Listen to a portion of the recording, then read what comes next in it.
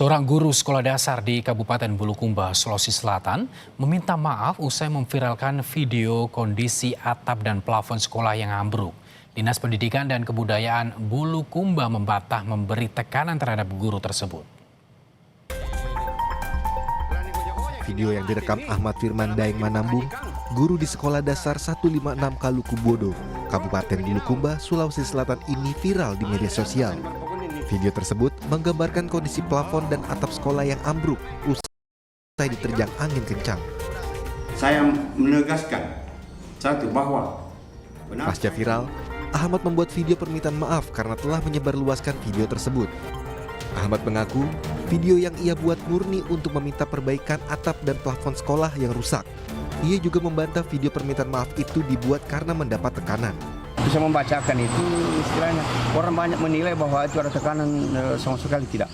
Berarti maksud dari video merekam robohnya ini atap itu untuk minta perbaikan ya? Dia minta perbaikan, tidak ada maksud lain. Tujuan saya hanya itu, agar ada pihak yang katakanlah berwenang yang bisa memberikan melakukan perbaikan kepada sekolah saya. Menurut kepala sekolah sudah masuk 2 tahun rusak. Kepala Dinas Pendidikan dan Kebudayaan Bulukumba, Andi Buyung Saputra, juga membantah telah menekan Ahmad Firman untuk membuat permintaan maaf. Andi menegaskan setiap aparatur sipil negara terikat undang-undang yang mengharuskan penyampaian pendapat disampaikan secara berjenjang.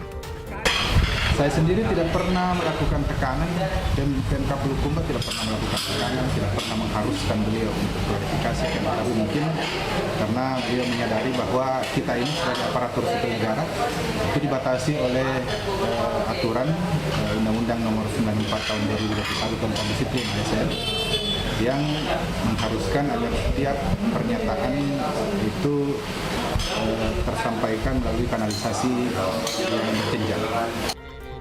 Dinas Pendidikan dan Kebudayaan Bulukumba tidak memberi sanksi terhadap guru tersebut.